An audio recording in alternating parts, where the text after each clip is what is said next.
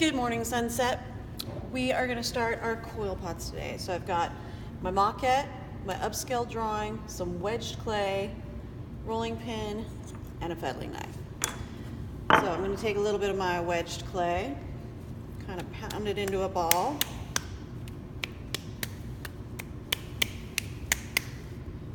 Roll that out, and I'm working on a paper towel just simply because it means I can swivel my artwork. It's not required, but it will make things a little bit easier.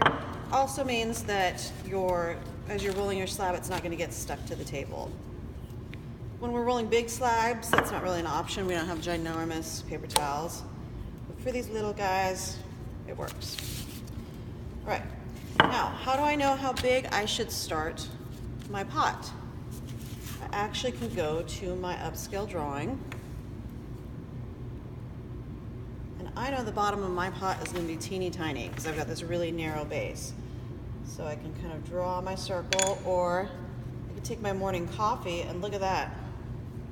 It's just about right. Boom. Kind of press my circle.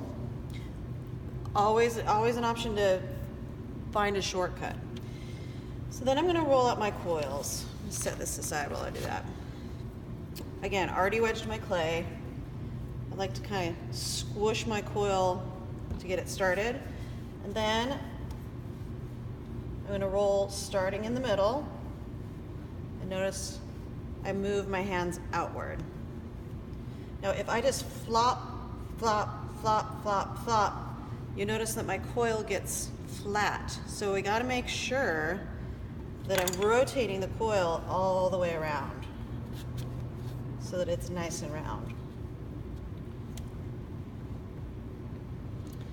Another thing to watch for is if your table is really dusty and dirty, you're going to be picking up a lot of dry clay, and we know from our pinch pots that that can really stress out the surface. All right, so my first coil I'm going to make quite a bit thicker than my other coils. So I'm going to go maybe as thick as my pointer finger. Then I'm going to start this coil right on my little pressed circle.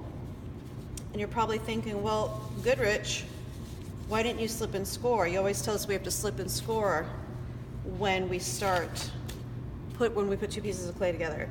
Well, in this case, we're putting soft clay with soft clay, and we are blending uber well, so we can get away with it. Okay, so these clay's moisture levels are exactly the same. Now again, only for this first coil, I'm gonna start and end in the same spot, just because this first coil is a little thicker. So you can see that I'm really dragging the clay down into the base. And I'm gonna do the same thing on the inside too.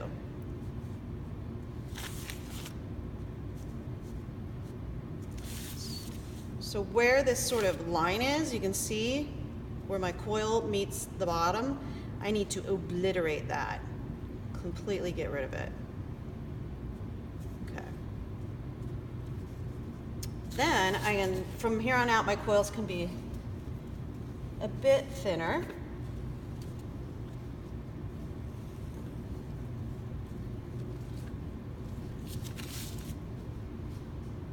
And they can spiral.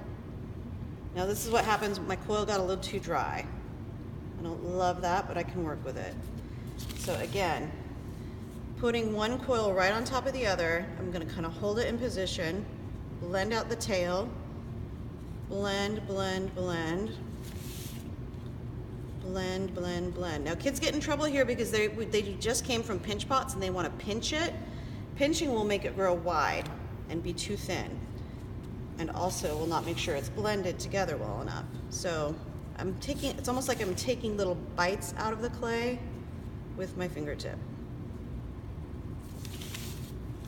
And here, instead of breaking that off, I'm just gonna keep going.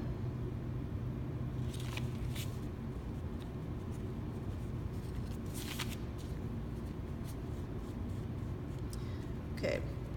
But after maybe your second coil, you want to kind of take a look at your drawing. Now I've been building straight up, but it actually needs to go outward. So I'm going to go ahead and angle this outward.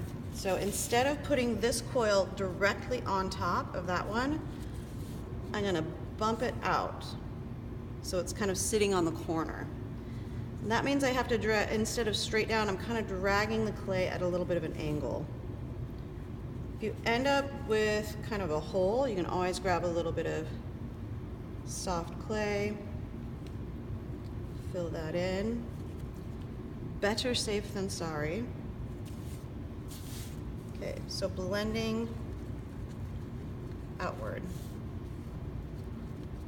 Super important that I also blend the inside. Now if I just take my finger and go for it, I'm gonna shove the wall of the clay where I don't want it to go. So I need to support it on the outside.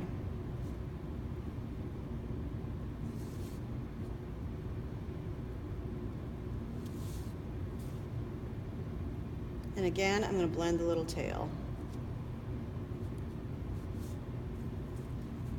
Now, looks like a third grader made it. Don't worry, in the next video I'm going to show you what to do about that.